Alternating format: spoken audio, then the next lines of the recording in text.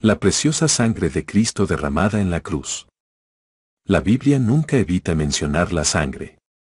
De hecho, está en toda ella como un hilo rojo, desde Génesis hasta Apocalipsis. Si se eliminan de la palabra de Dios las referencias a la sangre, lo que queda es un libro de historia y literatura. ¿Cuándo fue la última vez que usted escuchó un sermón o entonó un canto sobre la sangre de Jesús? Algunas iglesias hoy encuentran anticuado e incluso horrible el concepto. Incluso, los himnos que mencionan la sangre han sido sacados de los himnarios. Pero sin ella, no existe esperanza de una relación con Dios, garantía de salvación, ni confianza de que nuestras oraciones sean escuchadas. La Biblia nunca evita mencionar la sangre. De hecho, está en toda ella como un hilo rojo, desde Génesis hasta Apocalipsis. Si se eliminan de la palabra de Dios las referencias a la sangre, lo que queda es un libro de historia y literatura. Todo lo que Dios considera importante, jamás debe ser ignorado. Levítico 17.11 nos dice que Dios dio la sangre para hacer expiación, porque la vida de la carne está en ella. La palabra expiación, tal como se utiliza en el Antiguo Testamento, significa cubrir. Por medio del sistema de culto con sacrificios de sangre establecido por el Señor, los pecados de la humanidad eran cubiertos por la sangre de animales inocentes. La gravedad del pecado se revela por el inmenso costo de la expiación, la pena es la muerte, y debe ser pagada por el culpable, o por un sustituto aceptable. Para cubrir los pecados, los animales que se ofrecían tenían que ser perfectos. Todo sacrificio sobre el altar era un cumplimiento de la pena de muerte exigida por la ley de Dios. El sistema de sacrificios enseñaba a las personas que el Señor es santo, que las transgresiones deben ser castigadas, y que la expiación por el pecado se lleva a cabo solo a través del derramamiento de sangre. Este plan era una prefiguración de lo que vendría después. Ya que los sacrificios de animales solo pueden cubrir el pecado, un cordero final era necesario para eliminar toda la iniquidad del hombre. Un día, estando Juan el Bautista en el río Jordán, el Cordero de Dios, que quita el pecado del mundo, entró en la escena de la historia humana, ya en 1.29. El sacrificio perfecto por los pecados había llegado. Él había sido destinado antes de la fundación del mundo, y vino a la tierra para cumplir el asombroso plan de la redención del Señor con el derramamiento de su sangre preciosa, 1 P 1.18-20. Jesús no era solo un hombre, era el Hijo de Dios en carne humana. Su nacimiento fue sobrenatural, porque fue concebido por el Espíritu Santo en el vientre de una virgen. Puesto que ningún padre terrenal le transmitió algún pecado, Jesús era el perfecto e inmaculado Hijo de Dios, su vida fue la única sin imperfección, y por eso el único sacrificio adecuado por la culpa de toda la humanidad. Sin la sangre de Cristo, nadie puede tener una relación con el Padre Celestial. Porque Dios es santo, nuestro pecado bloquea cualquier posibilidad de relación con Él. Pero, por su amor, el Señor puso en marcha un proceso de reconciliación. La preciosa sangre de Jesús ofrece todo lo que necesitamos para acercarnos al Padre. Redención. Redimir significa rescatar. Jesucristo fue a la cruz con el propósito fundamental de rescatarnos de una vida de esclavitud al pecado. Tal vez usted se considera una persona muy buena, y que no es esclava del pecado. Pero no importa lo virtuosa que pueda parecer una persona, todo ser humano tiene una naturaleza pecadora, Ro 3.23. Para hacernos libres había que pagar un precio. ¿Pero a quién? Jesús no lo pagó al diablo, pagó el precio que Dios exigía para satisfacer su justicia santa. Según Ezequiel 18.20, el alma que pecare, esa morirá. El costo de nuestra redención fue la sangre preciosa del perfecto Hijo de Dios, y Él hizo este sacrificio en nuestro lugar. Por cuanto el Padre aceptó el pago que Cristo hizo, hemos sido libertados de la esclavitud del pecado, y recibido el poder del Espíritu Santo que nos permite vivir en la libertad de la obediencia al Padre. Perdón. La mayoría de las personas tiene la idea de que el Señor las perdonará con solo pedírselo. Lo que no entienden es que la base de su perdón no es su petición, sino el pago que Cristo hizo de su deuda.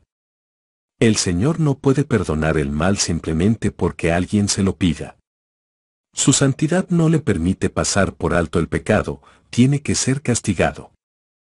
Su justicia no le permite perdonar las transgresiones sin un pago.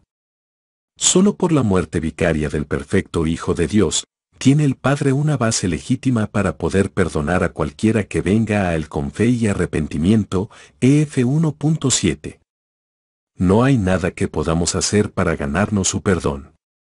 El perdón solo se logra cuando la sangre de Cristo se aplica a nuestras vidas. Porque no podíamos pagar nuestra deuda de pecado, Jesús la pagó por nosotros. Sin su mediación, no tenemos ninguna esperanza de perdón. Justificación. La ira justa de Dios caerá sobre la humanidad pecadora, Ro 5 de agosto de 2010, pero quienes son justificados por la sangre de Cristo serán salvos de ese terrible castigo. La justificación significa que el Padre acepta la muerte de su Hijo como el pago total por nuestro pecado, Ro 3.23 a 26. Jesús es un sustituto satisfactorio, porque Él es el Cordero de Dios sin pecado. Además, somos declarados justos a los ojos del Señor. Piense en la justificación como una transacción legal en la que Cristo puso todas nuestras iniquidades en su cuenta y luego la pagó en su totalidad. Después tomó el registro contable de su vida perfecta y lo transfirió a nuestra cuenta. Ahora, cuando Dios nos mira, todo lo que ve es la perfección de Cristo. Ya no somos culpables, sino declarados legalmente justos, aunque no siempre actuemos como tales. ¡Qué privilegio tan maravilloso es ser justos a los ojos del Señor! Ahora bien, eso no significa que los creyentes pueden hacer todo lo que quieran. Recordemos esto, porque habéis sido comprados por precio, glorificad, pues, a Dios en vuestro cuerpo, 1 Cor 6.20. Somos hijos de Dios, pero si comenzamos a actuar como hijos del diablo, nuestro amoroso Padre Celestial hará uso de la disciplina para hacernos entrar de nuevo en razón. El regalo de la justificación debe motivarnos a vivir una vida que refleje nuestra condición libre de culpa delante de Dios. Reconciliación. Cuando una relación caracterizada por la separación y la hostilidad se convierte en una relación de aceptación y restauración, ese cambio se conoce como reconciliación. En el momento que Adán y Eva desobedecieron al Señor, la relación entre Dios y la humanidad fue rota, pero el Padre tomó la iniciativa de ofrecer restauración mediante su Hijo. Por medio de la sangre de su cruz, Cristo hizo posible la reconciliación, al hacer la paz entre Dios y el hombre. Además de eso, Él nos presenta libres de culpa delante del Padre, Col 1.19 a 22. Todas las barreras han sido quitadas y todo creyente tiene la posibilidad de gozar de una relación personal con el Señor. Santificación. En el momento de la salvación, Cristo le santificó a usted con su sangre, E 13.12, al aplicarla a su vida. Esto significa que fue apartado como un hijo de Dios para vivir para Él a partir de ese momento. Usted fue salvado, redimido, justificado, reconciliado y santificado. La santificación es el proceso por el cual el Señor está transformando continuamente a sus hijos a la imagen de Jesucristo, a medida que crecemos en santidad, obediencia y conocimiento. La salvación no es el punto final sino el comienzo de los propósitos de Dios para los creyentes. Su objetivo es renovar todos los aspectos de nuestra vida para que podamos llegar a ser sus siervos y embajadores en un mundo perdido. Este proceso continuará por toda la vida, porque el Espíritu Santo vive en cada creyente, guiando y fortaleciendo a cada uno de ellos para que sigan adelante. Él nunca nos abandonará, hay siempre un paso más que dar en nuestro avance hacia la semejanza de Cristo y del servicio productivo para el Señor. Acceso a Dios. Hebreos 10.19 a 22 nos dice que podemos entrar confiadamente en el lugar santísimo por la sangre de Cristo. En el Antiguo Testamento era el recinto íntimo del tabernáculo o del templo, donde moraba Dios sobre el arca del testimonio. El sumo sacerdote era el único que podía entrar en este lugar tan sagrado, y solo podía hacerlo una vez al año para hacer expiación por sí mismo y por la nación. Después de una cuidadosa preparación con una liturgia sagrada, entraba con la sangre de un animal para rociarla sobre el propiciatorio. Hoy día, la única razón por la que los cristianos pueden acercarse a Dios es porque, espiritualmente hablando, están cubiertos por la sangre de Jesús.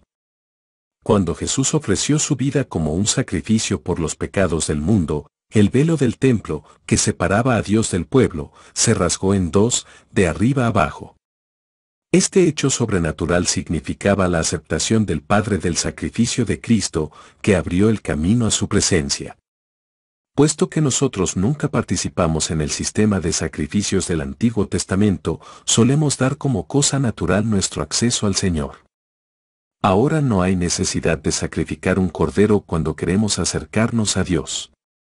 Cada vez que entramos en la sala del trono del Padre en oración, es como si Jesucristo nos mirara y dijera, aquí está uno de los nuestros. La sangre ha sido aplicada. Quienes no han aceptado ser cubiertos por la sangre de Cristo, no tienen ninguna seguridad de que Dios escuchará sus oraciones. Pero el Señor promete escuchar y responder las oraciones de sus hijos, quizás no exactamente de la manera que ellos esperan, pero siempre de acuerdo con su sabia y tierna voluntad. Limpieza diaria. Como creyentes, somos declarados justos en el momento de la salvación, pero no somos perfectos en la práctica. Aunque hemos sido perdonados por todos los pecados pasados, presentes y futuros, aún tenemos necesidad de limpieza continua por la sangre de Cristo para mantener abiertas nuestras líneas de comunicación con el Señor. El pecado bloquea nuestros oídos, impidiéndonos escuchar su voz, y nos priva del poder para vivir como debemos hacerlo. Pero cada vez que venimos a Dios, y confesamos nuestros pecados, Él siempre nos perdona, 1 ya en 1.7 a 9. La sangre de Jesús es preciosa, porque Él es el único que pudo pagar el castigo por el pecado del hombre y satisfacer la justicia divina. Si Él no hubiera aceptado venir a la tierra a morir en nuestro lugar, toda la humanidad habría quedado separada para siempre de Dios. El Señor Jesús es nuestro abogado ante el Padre. Está como un abogado entre nosotros y el juez, y obra a nuestro favor.